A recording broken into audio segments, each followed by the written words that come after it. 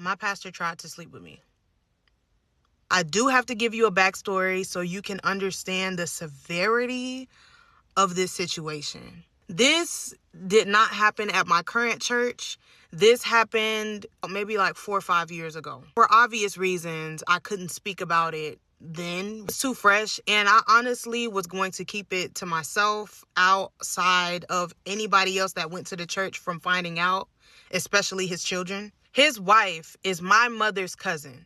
What does that make us? Cousins, I guess? Cousin-in-laws? I don't know. But he was family. I don't just mean like a mere relative. Like, this is someone who we went to the beach with, we would go out to eat with. His children were super close to me and my siblings. We were heavily in the church.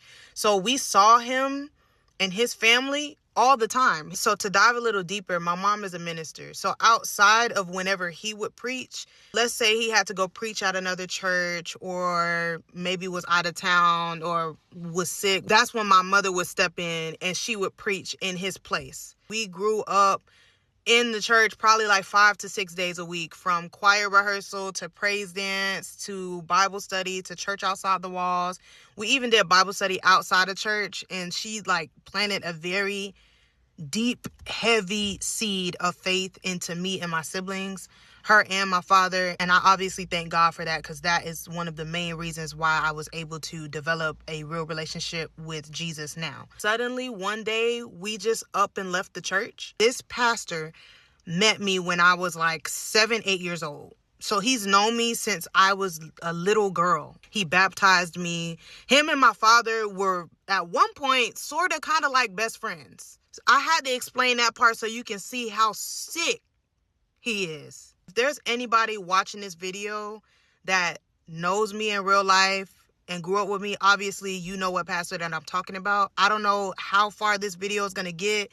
I don't know if this video is going to get a lot of views. I don't know. But in the event that it does, I'm not sorry for saying any of this at all. I do apologize to his children, because I know that this is probably the first time that you're hearing about this. I'm not going to say his name, obviously, or put any pictures or anything like that. Let's continue. Now that you have the backstory, again, this was like 4 or 5 years ago. At the time this happened, I was like 20 years old, and I'm 25 now. This was around the time where OF was getting really popular. It wasn't exactly popular yet for what it's known for, but it was around that time where it was getting there. When it comes to certain situations, I look at things for what they are and not what they are portrayed to be. Looking on there, of course, OF doesn't promote itself as that type of app. So when I made it, this was around the time I was heavily chasing my music career. If you know me, you know I used to rap and sing and all of that stuff, and I was heavily trying to pursue being a rapper and a singer. I was deep into my music career, like really trying to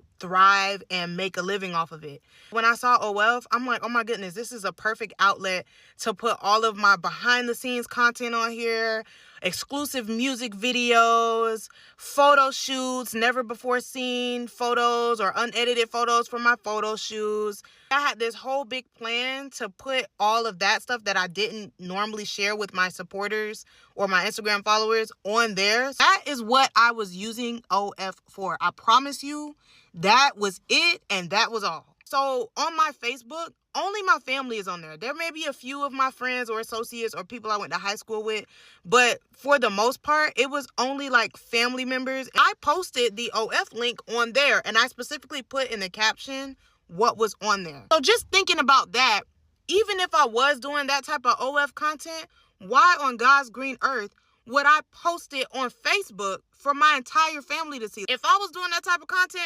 obviously I'm not gonna put it on Facebook. I get this Facebook message from my pastor. He's like, oh, like, wow, like you have an OF. And I was like, yeah, you know, I'm posting all of my music videos. I had a music video that I had just shot that I didn't release yet. I was giving like my supporters and like my family and stuff a first look at that music video. None of my music videos were explicit or anything. Yes, I was definitely cursing and stuff, but none of my music videos had nothing crazy in it. So then I get a new subscriber. My family, they're really, really good about supporting my music. So this was not uncommon. I didn't find this weird. I was actually like, oh my gosh, I'm getting another subscriber. There was only like 5 things on there. The music video and like the behind the scenes of that music video. So he liked all of them. And then he inboxed me and he said, oh, I have a question.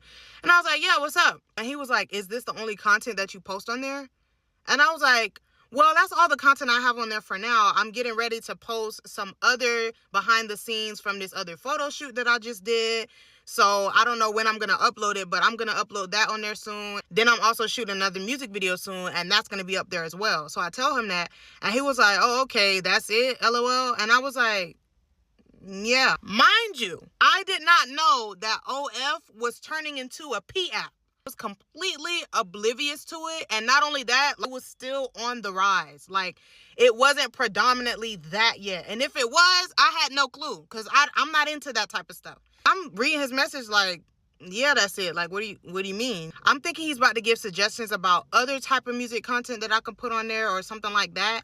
But he comes out and say like, oh, you ever thought about doing any other type of content for it? And I was like, any other type of content like what? At this point, I'm starting to say, surely he's not talking about that.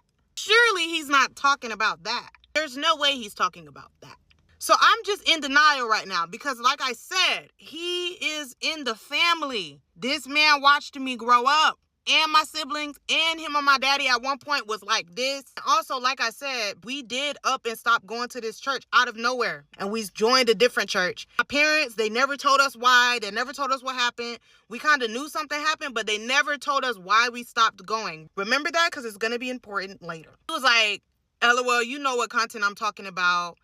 Nobody wants to see the content that you have on there now. Like, who's going to subscribe to see that? So I'm like, I didn't know how to respond, but at the same time, I didn't want to run with a narrative where I think he's talking about something and maybe he's not. So I didn't accuse him of anything. I just left the message alone. I didn't respond to it. Then he double texted me like an hour later, and he said, oh, I could pay you for the type of content that I want to see. Right there, I'm like, he's definitely talking about what I think he's talking about.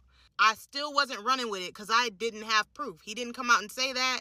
And if anything got out, I knew that he could deny it. Because back then, the church folk that he had surrounding him were like diehard churchgoers who would back him up to the ends of the earth. If I ever would have came out with this, I would have had to have severe, concrete audio and video proof of this. That's how deep they was going for him. I'm like, what type of content are you talking about?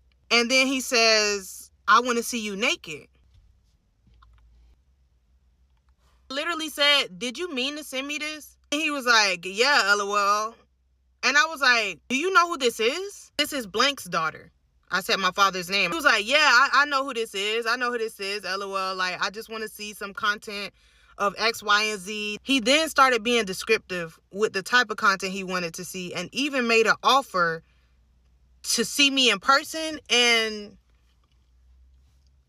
so I was like, so you know that this is Blank's daughter? And he says, yeah. And I was like, this is Shawnee, like little Shawnee. And he was like, yeah, I know you is. You ain't no little girl no more, LOL. I immediately called my father. Immediately called my parents. And when I got them on the phone, I was crying. Because I'm like, there's just no way that this man who's supposed to be family, who literally saw me grow up, like, dude, like, you baptized me and my siblings. You were in my house. I used to spend the night at his house with his daughter. I'm like, wow, like, you really is a creep. Both of my parents was livid, but they also had this side in their voice where they weren't surprised. I was like, why kind of sound like y'all not that surprised? Like, of course they was extremely mad, but they wasn't that, like, surprised. We're still talking on the phone, and I go back to the messages because I'm like, oh, nah, I need to show them proof. Of course, the messages are gone. All you see is everything he ever said unsent. I had no proof, but of course, my daddy and my parents, you know, they believed me. Of course, they're not those type of parents. They believed me. That's when I got the explanation on why we really left the church. Something else actually transpired after it came out. The story gets worse.